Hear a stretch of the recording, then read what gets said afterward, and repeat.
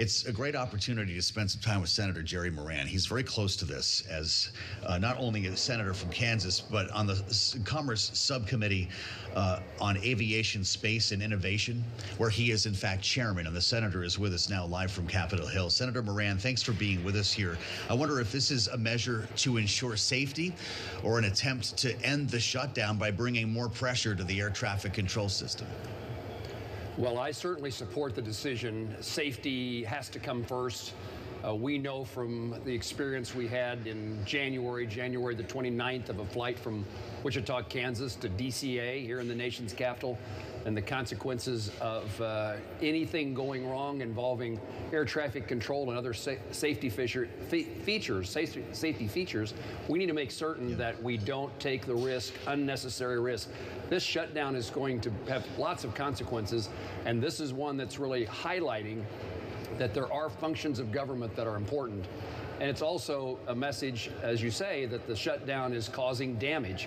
And I hope that when this program is over, I can walk away and we'll learn that as the Democrats are meeting over their lunch today and discussing what next steps to take, that between the Republicans and Democrats, this shutdown can come to an end as quickly as possible. But in the meantime, a lot of damage is being done to the ease of travel and lots of other factors for the American people. A difficult thing, but I'm certainly on the side of take as few risks, take no risk at all. Yeah. I do want to take a beat and just... You pointed out, Tyler, you pointed out about the importance of what happens next. And we've been trying to increase the number of air traffic control training opportunities. We've been trying to add to the workforce supply of air traffic control. And this shutdown is even for the air traffic controllers that are at work, it's a terrible circumstance. It's already a hugely stressful job. And then if you're a person who's thinking about, well, maybe I want to have a career as an air traffic controller, look at what the circumstances is for that job today, and you might decide this is not how you want to spend your life. The uncertainty of a paycheck and the difficulty and stress.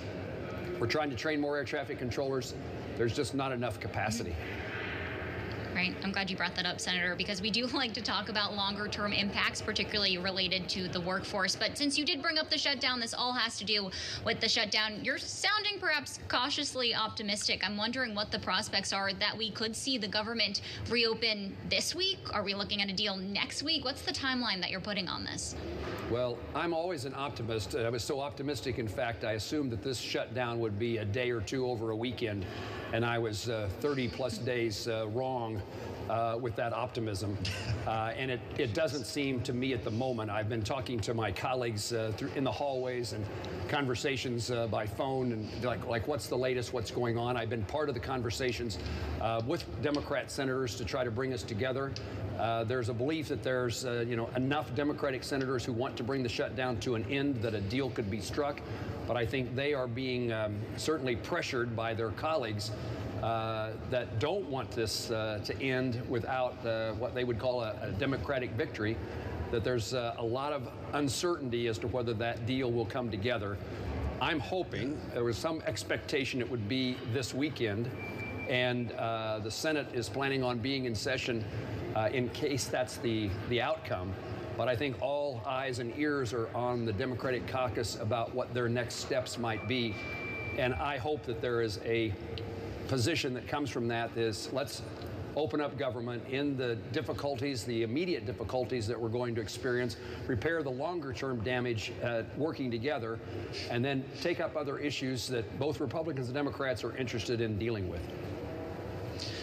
Senator, I just want to warn everyone here that the president is getting back to it in the Oval Office, and we'll rejoin that event over GLP-1 drug prices shortly here. We spoke earlier this hour, Senator, with a Democratic member of the House, Haley Stevens, who, of course, is running to be a member of your chamber.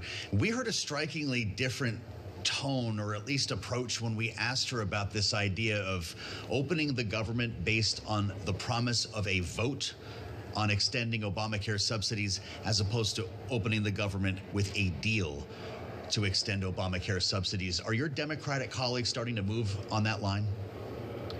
I think there is still a sufficient number of Democratic colleagues who are interested in working together. There's enough level of trust between the Republican senators and the Democratic senators who are talking about a deal that they would put some faith and a commitment to deal with issues into the future. But that probably is not the dominant view. Again, I'm not in that room listening to those conversations, but my best guess is there's a lot of effort to make sure that my guess is that the Democrats, with the outcome of the election on Tuesday, maybe don't feel like this circumstance of a shutdown is damaging them. I just think whatever the politics are about a shutdown, I've never seen anybody come out well or ahead. I don't think there's a political advantage to being opposed to the shutdown or being, supporting the shutdown. I've never seen anybody get a pat on the back for the outcome of when things shut down. I've had constituents over the years who have told me, shut her down, it doesn't matter. But it's not too many days later in which they're asking for your help and trying to solve a problem that they've encountered because the government is shut down. So just good government says, put this place to work, solve the problems that the shutdown has created, and let's find a method by which we can trust each other and work together to solve other problems that we each bring to the United States Senate and to Congress on behalf of our constituents and the American people.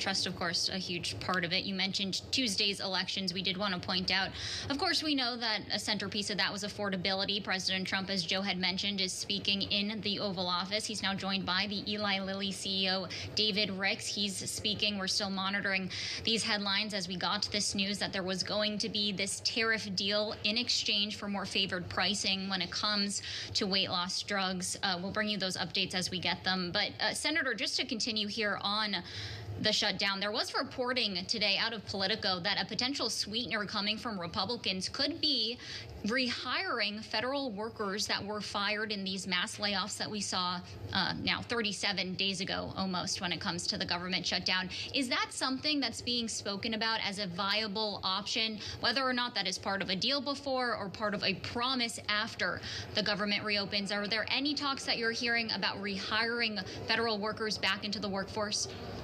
Well, I too saw that article. It has not been any part of any conversations that I've had or been involved in with Republican and Democratic senators who are trying to put this package together. But I can certainly see that being something that the leadership of the Senate would offer, would suggest, would want to be a talking point.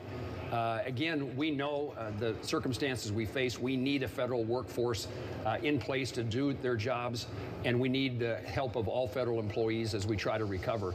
And again, this is such the federal workforce is important, and what a damning circumstance it is if you're not getting paid. And I think about that with my own staff and young people who are here trying to have a government experience in government and politics, and they're seeing us in a position in which the shutdown is doing real damage, and they experience them themselves personally. So open up government. Let's work together to solve the country's problems.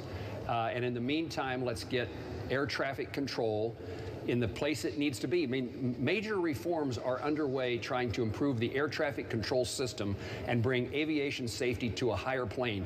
New technologies. And our subcommittee is examining those things.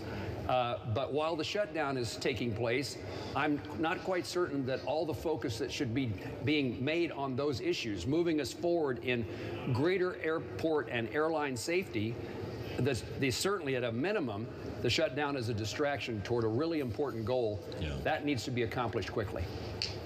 Well, we appreciate the conversation, Senator. We've only got about a minute left. Are you going to be able to fly out tonight? What's your own transit challenge in this shutdown? Well, I mean, there's a point that many members of Congress, I'm one of them, who I never moved to Washington, D.C. I'm on an airplane utilizing the skies every week. And I don't mean to make any of this like personal. There's lots of other people in more difficult circumstances than me. We want everybody to have the opportunity to keep those reservations. One of the airlines we talked to, one of the major airlines, told us this is 100,000 passengers who have reservations that will be affected by this 10% reduction in flights. And certainly DCA, where many of us fly, is probably at the forefront of that issue.